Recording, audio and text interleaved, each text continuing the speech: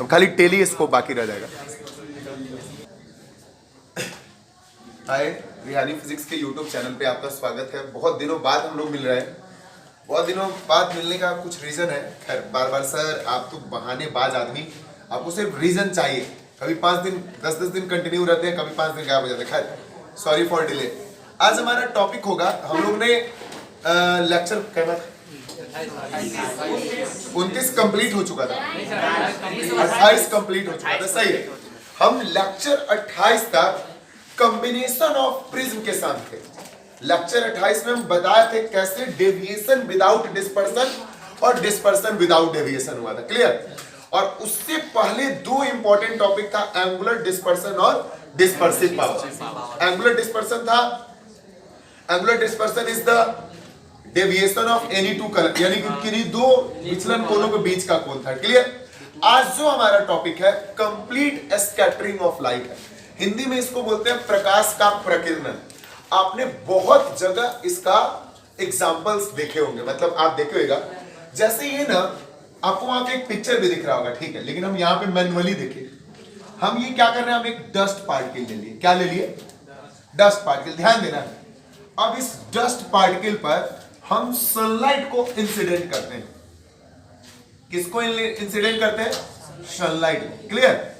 जैसे ही हम dust particle पे सनलाइट को इंसिडेंट करते हैं तो होता क्या है कि ये जो सनलाइट होता है, when sunlight incident on dust particle हो गया, देन सनलाइट डिफ्यूज, ये सनलाइट खंडित होता है, and some sunlight absorb dusty particle, और कुछ सनलाइट को ये डस्टी पार्टिकल क्या कर लेता है, और and rest sunlight scattered in all direction, और बाकी सनलाइट को सभी दिशा में क्या करता है? फैला देता है, प्रकीर्णित कर देता है। क्या कर देता है? Yes, and rest sunlight scattered in all direction due to this cause brilliant of jewel is produce, जिसके कारण से एक तेज चमक उत्पन्न होता है। उसी तेज चमक को, सॉरी, इस घटना को हम लोग स्कैटरिंग ऑफ लाइट कहते हैं। फिर से एकदम प्यार से आप देखते होगा ना कि यह हमारा पिक्चर आपको दिख रहा होगा कि आपके रोशनदान से, खपड़ा वाले घर से या किसी अन्य चीजों से जब सनलाइट आता है और वहां पे जो डस्ट पार्टिकल है रैंडम मोशन करते रहता है, और बाप रे उसको देखिएगा एकदम गजब टाइप का चमकते रहता है वो डस्ट पार्टिकल। अब यहाँ पे क्या, यहाँ डस्ट पार्टिकल नहीं है क्या? है, आपको दिख रहा है? दिख, डस्ट पार्टिकल वैसे दिख जाएगा, ध्यान से देखेगा तो डस्ट उड़ते हुए दिखेगा, लेकिन वो चमकता है। कब चमकता है? यही ना, जब सूर्य की किरणें इस डस्ट पार्टिकल पे पड़ती है। स्कैटरिंग ऑफ लाइट बहुत जगह होते हैं, पहले हम जान तो ले होता क्या। जब सूर्य की किरणें डस्ट पार्टिकल पे पड़ती है तो पड़ने के कारण वो क्या होता है, सनलाइट डिफ्यूज कर दिया जाता है। क्या हो जाता है? जिसके कारण से कुछ सनलाइट को एब्जॉर्ब करता है और बचे हुए सनलाइट को स्कैटर्ड कर देता है। स्कैटर्ड मतलब छितरा देता है, फैला देता है, जिसके कारण से उस डस्ट पार्टिकल में एक तेज चमक उत्पन्न होता है। क्या उत्पन्न होता है? इस घटना को स्कैटरिंग ऑफ लाइट कहते हैं। एक बार प्यार से इंग्लिश में देखिए, इस फोटो को देखिए आप ध्यान से। When sunlight incident on dusty particle, then sunlight diffuse, sunlight diffuse कर गया, some sunlight absorb dusty particle and rest sunlight scattered in all direction. बचे हुए सनलाइट को सभी दिशा में क्या कर दिया? Due to this cause, brilliant of jewel is produced, जिसके कारण से एक तेज चमक उत्पन्न हो गया। हो गया? This phenomena is called scattering of light. ऐसे phenomena को हम लोग scattering of light, क्लियर है? लिखिएगा। चलिए, तो स्कैटरिंग ऑफ लाइट में मुझे नहीं लगता कि आपको कोई प्रॉब्लम होगा। हम स्कैटरिंग ऑफ लाइट से क्या क्या कर सकते हैं, तो देखिएगा, at the time of sunset and sunrise sun appear reddish, सूर्योदय और सूर्यास्त के समय हमारा सूर्य कैसा दिखता है? रेडिश दिखता है, लाल दिखता है। क्यों? तो स्कैटरिंग ऑफ लाइट के समय, वो भी हम आपको बता देंगे आज। दूसरा बता देंगे क्लाउड्स अपीयर व्हाइट, वो भी हम आपको बता देंगे आज ही, मतलब इसी लेक्चर में होगा। स्कैटरिंग ऑफ लाइट से होता क्या क्या है, तो सूर्योदय और सूर्यास्त के समय आपका सन रेडिश दिखता है और क्लाउड अपीयर व्हाइट दिखता है। लेकिन उससे पहले अभी हम जानने वाले हैं रिले लॉ। क्या जानेंगे? तो हमारा जो इंटेंसिटी है किसका, ये जो लाइट हम जो किसी डस्टी पार्टिकल पे डाले थे और वो स्कैटर्ड कर गया, क्या कर गया था? चारों ओर प्रकीर्णित हो गया था।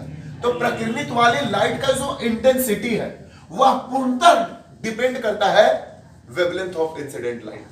जो आप लाइट इस पे इंसिडेंट कराए थे कि नहीं, तो रिले साहब ने बताया कि इंटेंसिटी ऑफ स्कैटर्ड लाइट की जो इंटेंसिटी है, तीव्रता है, वह पूर्णतः निर्भर किस पे करती है भाई? किस पे निर्भर करती है? तो वेवलेंथ ऑफ इंसिडेंट लाइट पे किस पे निर्भर करती है? तो कहा उन्होंने क्या? The intensity of scattered light IS is directly inversely proportional to fourth power of wavelength of incident light is called Rayleigh law। पहले समझिए ये इंटेंसिटी क्या है स्कैटर्ड लाइट का। आप भाई डस्ट पार्टिकल पे सनलाइट डाले थे, डस्ट पार्टिकल सनलाइट जाने के बाद डिफ्यूज हुआ था, कुछ सनलाइट को डस्ट पार्टिकल एब्सॉर्ब किया था, बाकी को चारों दिशा में क्या किया? तो जो चारों दिशा में लाइट फैला था उसकी इंटेंसिटी पता है किस पे निर्भर करेगी? Intensity of wavelength of incident light. यानी कि आप सोचिए वेवलेंथ बढ़ेगा, बाप रे बाप, किस रेट से घटेगा? यानी जितना कम से कम वेवलेंथ होगा उतना ज्यादा उस स्कैटर्ड लाइट का इंटेंसिटी होगा। क्या है मेन बात? यही है, एक लाइन में Rayleigh law, the intensity of scattered light की जो प्रकीर्णित प्रकाश है उसकी intensity inversely proportional to the fourth power of wavelength of incident light. Clear? तो थोड़ा सा हम रमन इफेक्ट भी जान लेते हैं। क्या जानते हैं? रमन इफेक्ट। तो इसी कड़ी में जुड़ा स्कैटरिंग ऑफ लाइट से जुड़ा एक और टर्म आता है रमन इफेक्ट, जो बहुत लोग इसको स्किप कर देते हैं, लेकिन ये बोर्ड लेवल के लिए बड़ा ही इंपॉर्टेंट है। क्या रमन इफेक्ट? थोड़ा सा ध्यान देना। इन 1926 अबाउट करें, लगभग 1926 में हमारे इंडियन फिजिस्ट थे सीवी रमन। आप लोग नाम भी सुने होगा और बड़ी प्राउड भी किया होगा आप लोगों ने, चंद्रशेखर वेंकटेश्वर रमन। उन्होंने स्कैटरिंग ऑफ लाइट के लिए बात बताया कि हमारा जो स्कैटरिंग ऑफ लाइट है वो डिपेंड करता है फ्रीक्वेंसी पे, आवृत्ति पर। किस पे निर्भर करता है? उन्होंने ये कहा कि आप जो लाइट किसी पार्टिकल पर इंसिडेंट करा रहे हैं, किसके लिए? स्कैटरिंग के लिए। जो इंसिडेंट लाइट है हो सकता है कि उसका फ्रीक्वेंसी सबका क्या हो? अलग अलग हो सकता है, उसका फ्रीक्वेंसी क्या हो? यानी कि जो भी लाइट आप डस्ट पार्टिकल पे या जहां भी स्कैटरिंग कराने के लिए आप डाले हैं, उन इंसिडेंट लाइट का मे बी फ्रीक्वेंसी सेम और डिफरेंट हो सकता है। हो सकता है कि उसका फ्रीक्वेंसी डाले हो तो किसी रे का कुछ हो, किसी का कुछ हो, किसी का ज्यादा फ्रीक्वेंसी, किसी का कम फ्रीक्वेंसी, लेकिन स्कैटर्ड लाइट का, सारे स्कैटर्ड लाइट का फ्रीक्वेंसी क्या होगा? सेम होगा। सारे स्कैटर्ड लाइट का फ्रीक्वेंसी क्या होगा? ऐसे लॉ को रेले लॉ कहते हैं। ऐसे लॉ को कौन सा लॉ कहते हैं? Once more, the intensity of, sorry गलती से रेले लॉ, इस नियम को रमन इफेक्ट कहते हैं। ध्यान नहीं दिया, इस नियम को कौन सा नियम कहते हैं? एक बार फिर से ध्यान देना है। आपने जो लाइट डाला है, हो गया, हो सकता है कि उसका इंसिडेंट लाइट का फ्रीक्वेंसी स्मॉल हो, हाई हो, लेकिन स्कैटर्ड लाइट का फ्रीक्वेंसी ऑलवेज सेम। यही है रमन इफेक्ट। और इन्होंने कयामत ला दिया इस थ्योरी से। हर हाल में स्कैटर्ड लाइट होगा, जितने भी इससे स्कैटर्ड लाइट निकलेंगे सबका फ्रीक्वेंसी क्या? क्लियर? लिखिएगा तो। और सीवी रमन को इस चीज के लिए ना भाई साहब नोबेल प्राइज से 1930 में सम्मान किया गया। और इसी कारण से हमको पता चला कि हमारा क्लाउड्स व्हाइट दिखता है। यानी आप 2-3 बातों पे नोटिस कीजिएगा। पॉइंट नंबर 1, पहला बात तो ये है कि क्या है रमन इफेक्ट? अरे हो सकता है कि आप जो लाइट डाले हैं ना उसका फ्रीक्वेंसी सेम और डिफरेंट हो सकता है, लेकिन स्कैटर्ड लाइट का फ्रीक्वेंसी हमेशा क्या होगा? सेम ही होगा। इसमें क्या याद करना है और या क्या समझना है? कुछ भी है। अब आइएगा, term related to scattering of light. पहली बात है term related to scattering of light, sky appear bluish. Sky appear bluish, हमारा पृथ्वी, हमारा आकाश ब्लूइश क्यों दिखता है? दूसरा, cloud appear white, cloud appear white, हो गया। और तीसरा है at the time of sunset and sunrise sun appear reddish. हम अगर आपसे पूछे पूरे विजियोर में सबसे ज्यादा, सबसे कम वेवलेंथ किसका होता है तो पता है आपको? नहीं, सबसे कम वेवलेंथ होता है तो ब्लू कलर का। किसका? ब्लू कलर का वेवलेंथ सबसे कम होता है। तो मेरा पहला बात है व्हाई स्काई अपीयर ब्लूइश। तो हमारे आकाश में, हमारे अर्थ एटमॉस्फेयर में बहुत सारे डस्ट पार्टिकल पाए जाते हैं। क्या पाए जाते हैं? ये वाला फिगर देखिए आप, ठीक है। हमारे अर्थ एटमॉस्फेयर में बहुत सारे डस्ट पार्टिकल पाए जाते हैं, क्लियर। और डस्ट पार्टिकल पे जैसे ही सनलाइट पड़ता है, क्या पड़ता है? अरे पूरे अर्थ एटमॉस्फेयर में क्या है? डस्ट पार्टिकल तो है। बाहर घूमिए ना, पता चल जाएगा। जब बारिश वगैरह होता है तो डस्ट पार्टिकल थोड़ा सा कम हो जाता है, लेकिन बिना डस्ट का कुछ नहीं है। अर्थ एटमॉस्फेयर में डस्ट पार्टिकल नहीं, तो हम जैसे ही सनलाइट उस पर पड़ता है तो हम जानते हैं कि सबसे कम शॉर्टर वेवलेंथ किसका है? ब्लू कलर का सबसे कम वेवलेंथ है। जिसका वेवलेंथ सबसे कम है उस सबसे ज्यादा स्कैटर्ड होगा। रिलेला, अरे भाई साहब रिलेला कम होगा तो स्कैटरिंग क्या होगा? जितना कम होगा उतना स्कैटरिंग क्या है? तो सबसे कम वेवलेंथ किसका है? तो सबसे ज्यादा स्कैटरिंग कौन करेगा? स्कैटर्ड अभी ऊपर उठ गया, मतलब मैक्सिमम डस्ट पार्टिकल पे जब सनलाइट पड़ा, दिमाग चलाइए, तो डस्ट पार्टिकल में जो सनलाइट में वेवजियोर है, लेकिन सबसे कम वेवलेंथ किसका है? स्कैटर्ड करके वो ऊपर उठ गया।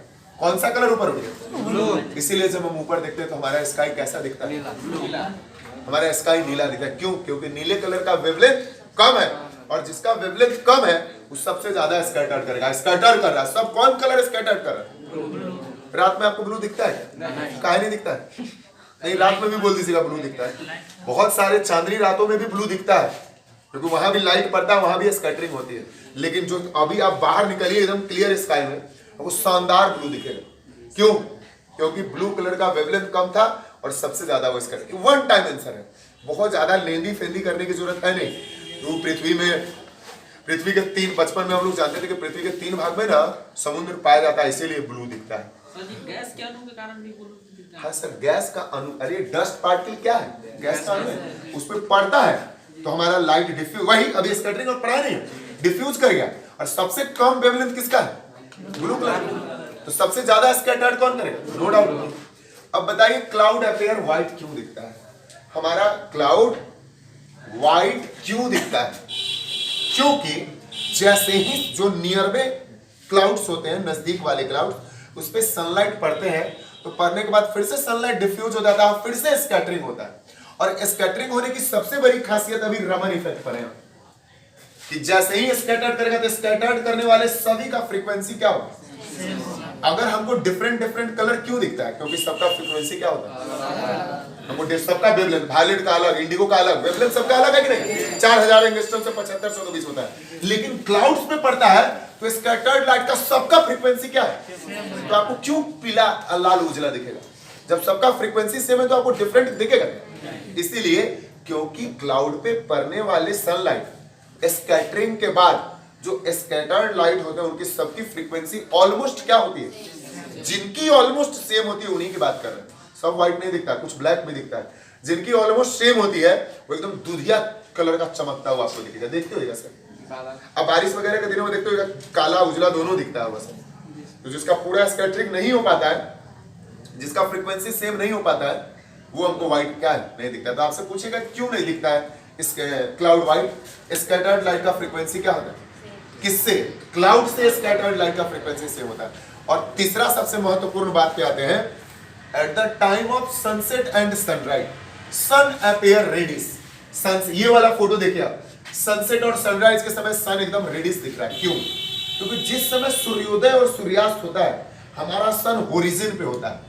क्या होता है? और हमारे अर्थ एटमॉस्फेयर के सबसे नजदीक आ जाता है, ऐसा लगता है हमको, ऐसे हो जाता है ना। अब होता क्या है कि जब सबसे नजदीक आता है तो वहां पे तो डस्ट पार्टिकल है, और सबसे कम वेवलेंथ किसका है? ब्लू का। सबसे कम वेवलेंथ ब्लू का है। जब ब्लू कलर का वेवलेंथ कम है तो सबसे ज्यादा स्कैटर्ड करता है। कौन स्कैटर्ड सबसे ज्यादा? ब्लू कलर सबसे ज्यादा स्कैटर्ड अवे, वो स्कैटर्ड करके चला गया ऊपर, अब बच क्या गया पता? Red colour. और रेड कलर का सबसे कम वेवलेंथ, सबसे कम सबसे कम, सबसे ज्यादा रेड कलर का, जिसका सबसे ज्यादा वेवलेंथ उसका स्कैटरिंग सबसे रिलेला। और बेचारा लिस्ट स्कैटर्ड होता है रेड कलर, वो हो ही नहीं पाता था। हम जब देखते हैं तो लाइट प्रकीर्णित तो हुआ नहीं, हुआ सबसे ज्यादा कौन? ब्लू, तो चला गया ऊपर। और सबसे कम स्कैटरिंग किसका हुआ? इसीलिए हमको सूर्योदय और सूर्यास्त के समय क्या दिखता है? क्योंकि सन होरिजिन में होता है ऐसे, काफी नजदीक आ जाता है, उसका जो लाइट होता है ऐसे आने लगता है सबसे पहले। अरे ऊपर उठेगा तब ना ऐसे लाइट आएगा, लेकिन उस समय ऐसे रहता है। तो सबसे लिस्ट स्कैटर्ड कौन हुआ? Red colour. इसीलिए सूर्योदय और सूर्यास्त के समय हमारा सन रेड दिखता है। बस एक आखिरी टॉपिक पे है हम, रेनबो पे। रेनबो और शानदार टॉपिक है जो आपको बताया जाएगा। क्लियर? रेनबो के बाद ह्यूमन आई एक लेक्चर, और इसके बाद 2 लेक्चर में आपका एक Newtonian telescope, simple microscope, compound microscope, Cassegrainian telescope. बस हो गया सर, ये 4 चीजें, यानी 2-3 दिनों का लेक्चर आपका, 4 लेक्चर मैक्सिमम आपका रे ऑप्टिक्स में बचा है।